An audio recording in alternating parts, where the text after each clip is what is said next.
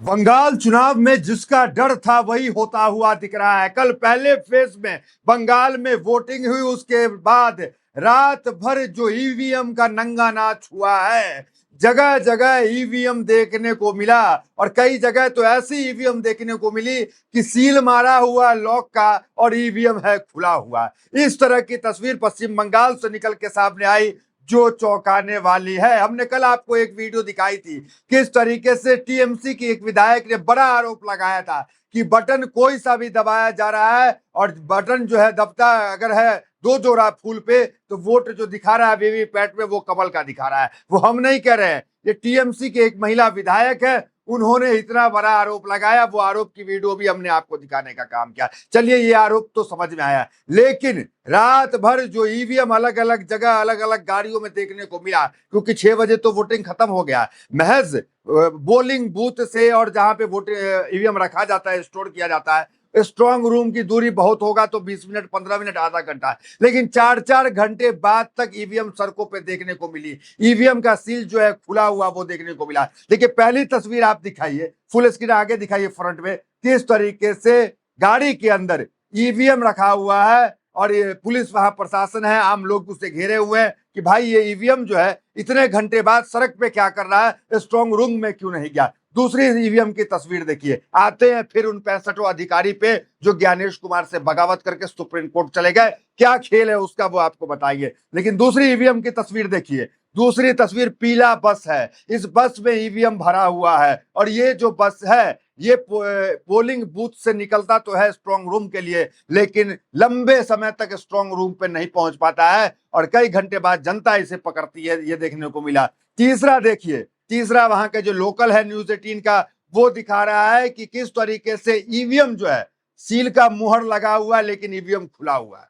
अब ये ईवीएम खुला हुआ है तो इसको लेकर टीएमसी कार्यकर्ता ने हंगामा किया कि ये ईवीएम खुला क्यों हुआ है। तो इस तरह की तस्वीर जो है निकलकर सामने आ रही है, जो ड्राफ्टनी, जो चौंकाने वाली तस्वीर है। बाकी हमने प्रतिमा रजक जो टीएमसी की विधायक है, उनके आरोप को लेकर चर्चा कर दी कि उन्होंने कहा कि बटन कहीं भी दबा रहे हैं, बटन वोट जाकर के जो है वो गिर रहा है कमल को। इस तरह के आरोप जो है प्रतिमा रजक ने लगाया। अब आते हैं सीधा मुद्दे पे, ज्ञानेश कुमार किस तरीके से असफल हुए, पूरी तरीके से असफल हुए। हालांकि वोटिंग परसेंटेज 90% से ज्यादा वोट हुए, लेकिन टीएमसी ने एक डेटा रिलीज किया। उस डेटा में टीएमसी ने बताया, टीएमसी के एक सांसद हैं, कि वोट जो है पिछली बार के मुकाबले परसेंटेज भले बढ़ा है, लेकिन वोट जो है वो कम गिरा है, क्योंकि नाम काट दिया गया। नाम काट दिया गया तो वोट कम गिरा। और एक माहौल तो था ही कि अगर यहां नहीं पहुंचे तो फिर नाम कट जाएगा एसआईआर में, राशन बंद हो जाएगा, ये बंद हो जाएगा। इस चक्कर में प्रवासी भी खूब पहुंचे।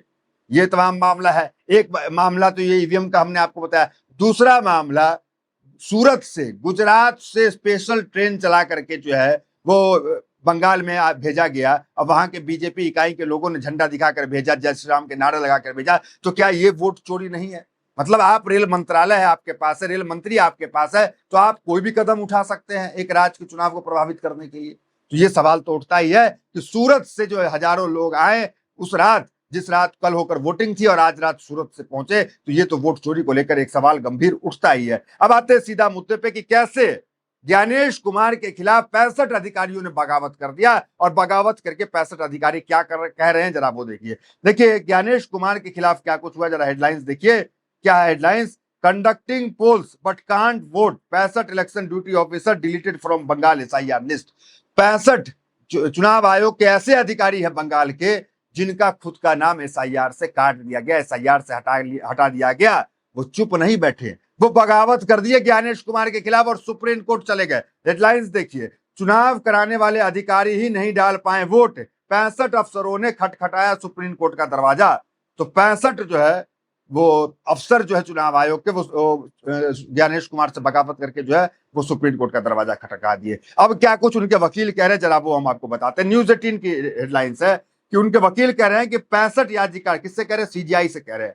65 याचिकाकर्ता इस मामले में शामिल है और सभी चुनाव ड्यूटी पर तैनात हैं। उन्होंने कहा कि इन अधिकारियों के ड्यूटी ऑर्डर के उनके इपिक नंबर दर्ज है, लेकिन हैरानी की बात यह है कि अब वही नंबर मतदाता सूची से हटा दिए गए हैं। शमशाद ने दलील दी कि मामले के में नाम हटाने का कोई स्पष्ट कारण भी नहीं बताया गया, जो पहली नजर में मनमानी कार्रवाई प्रतीत होता है, उन्होंने अदालत से हस्तक्षेप की मांग करते हुए कहा है कि इस स्थिति पर चुनाव कराने वाले अधिकारी खुद लोकतांत्रिक प्रक्रिया से भाग लेने से वंचित हो रहे हैं। तो जो लोकतांत्रिक प्रक्रिया को मजबूत बनाने के लिए जो अधिकारी चुनाव लड़ाते हैं उनका ही नाम काट दिया गया। उनके वकील जो है रशीद, वो जो है दलील जो है कोर्ट के अंदर रखे। अब सीजीआई ने क्या कहा, क्या सीजीआई ने इसका कोई हल निकाला? तो सीजीआई जो बोले जरा वो देखिए। सीजीआई ने कहा है कि ट्रिब्यूनल के सामने इसे रखा जाना चाहिए। उन्होंने स्पष्ट किया है कि ट्रिब्यूनल की इस मामले में उचित निर्णय लेने के लिए सही मंच है। सुनवाई के दौरान जस्टिस पीएस नरसिम्हा बागची ने यह भी कहा कि ट्रिब्यूनल इस मामले में उचित आदेश पारित करेगा। उन्होंने यह भी कहा है कि संभव है कि संबंधित अधिकारी इस चुनाव में मतदान न कर पाए, लेकिन उनका मतदाता सूची में बने रहने का अधिकार है। तो ये बात जो उन्होंने जस्टिस बागची जो है, जो सीजीआई के साथ बेंच पे बैठे हुए थे, उन्होंने कहा कि हो सकता है कि इस चुनाव में आप वोट नहीं कर पाएंगे। हालांकि अब वोट तो खैर नहीं हो पाया, क्योंकि अब तो हो गया पहला फेज, दूसरा फेज होने वाला है। तो आप सोचिए कि इनको लेकर के सुप्रीम कोर्ट ने जो है वो हस्तक्षेप नहीं किया। सुप्रीम कोर्ट इनको लेकर जो है इनके याचिका को खारिज कर दिया। 65 याचिका को सुप्रीम कोर्ट ने खारिज कर दिया। क्या कहा?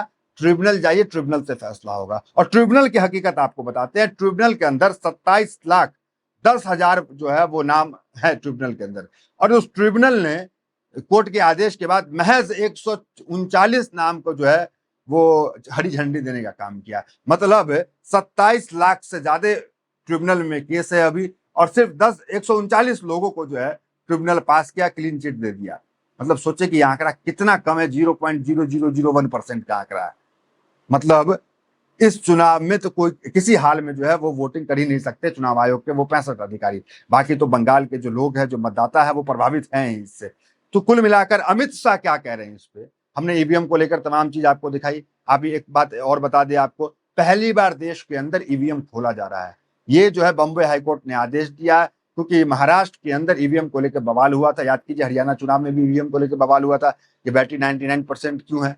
कोई डिवाइस अगर पूरा दिन इस्तेमाल होगा, जैसे ये मोबाइल में पूरा दिन इस्तेमाल करूंगा, फिर उसके बाद जो हम रात को आपको दूंगा और उसमें 99% रहेगा, तो आप भी सोचोगे कि भाई ये सारा दिन इस्तेमाल करके दिया, 99% बैटरी है, इसका मतलब इसमें घपला हुआ है। कोई जो है इसमें तार जोड़ा गया, इसको चार्ज किया गया होगा, या कोई बैटरी चेंज किया गया होगा। तो उसी तरह का आरोप जो है ईवीएम को लेकर के नसीम खान ने लगाया, और नसीम खान की याचिका को सुनवाई करते हुए बॉम्बे हाई कोर्ट ने बड़ा आदेश दिया और पहली बार ईवीएम जांच का आदेश दिया। और एक दर्जनों ईवीएम जो है जांच होगी। हालांकि अभी जांच नहीं हुई, जांच का पता चलेगा, दूध का दूध पानी का पानी होगा कि क्या कुछ होता है। इसी तरीके से हमने देखा नीदरलैंड, आयरलैंड, इस सब में भी ईवीएम को लेकर मामला सुप्रीम कोर्ट गया, लेकिन सुप्रीम कोर्ट ने जांच में पाया कि ये ईवीएम जो है वो गलत नतीजे देता है, ईवीएम असंवैधानिक है। हालांकि हमारे चुनाव आयोग है, उनको ईवीएम पे पूरा भरोसा है। वो कहते हैं भारत की ईवीएम को हैक नहीं किया जा सकता है। ये अलग बात है, एलन मस्क से लेकर डोनाल्ड ट्रंप भी मानते हैं कि ईवीएम से निष्पक्ष चुनाव नहीं हो सकता है। अब देखिए अमित शाह क्या कह रहे हैं। ईवीएम की घटना तो हमने दिखाई रात में, कहां कहां कैसे कैसे पकड़ा गया। अमित शाह क्या दावा करे, जरा उनको सुनिए। मैं स्पष्ट रूप से आपको बताना चाहता हूं, 152 सीटों में से 110 से ज्यादा सीटें भारतीय जनता पार्टी जीतने जा रही है। इसका मतलब है कि दूसरे चुनाव चरण को मिलाकर हम प्रचंड बहुमत के साथ बंगाल में शुद्ध रूप से भारतीय जनता पार्टी की सरकार बनाने वाले हैं। अब इस मामले पे अखिलेश यादव क्या कुछ कह रहे हैं, किस तरीके से ममता बनर्जी की जीत बता रहे हैं, जरा उनको सुनिए। उत्तर प्रदेश के गुंडे क्यों खुले घूम रहे हैं, क्यों कुर्सियों पे बैठे हुए हैं? वहां पर ऐतिहासिक जीत हो रही है आदरणीय ममता बनर्जी जी की। इतनी बड़ी जीत कोई सोच नहीं सकता जो होने जा रही है। इतनी फोर्स लगाने के बाद भी सोचिए, सुना है कि 3 लाख से ज्यादा तो सेंट्रल फोर्स भेजी गई है। अगर बंगाल में 3 लाख गई है तो समाजवादी समझ लो यूपी में 6 लाख से ज्यादा होगी। हमारे आपके सामने कितनी बड़ी चुनौती है। लेकिन पीडीए की आवाज और पीडीए के लोग 6 लाख नहीं और लाख बुला लेना, लेकिन बाबा साहब भीमराव अम्बेडकर जी का दिया हुआ संविधान के तहत जो अधिकार वोट है वो डालने का काम करेंगे। कुल मिलाकर इतनी फोर्सेस की तैनाती के बाद, एसआईआर के बाद भी ज्ञानेश कुमार पूरी तरीके से बंगाल में चुनाव कराने में असफल देखने को मिले हैं। वही नतीजे बताएंगे कि क्या कुछ होता है, ममता का पल्ला भारी रहता है या फिर मोदी और शाह का चेहरा चमकता है। फिलहाल इस वीडियो में इतना ही, मिलते अगले वीडियो में। बहुत बहुत धन्यवाद।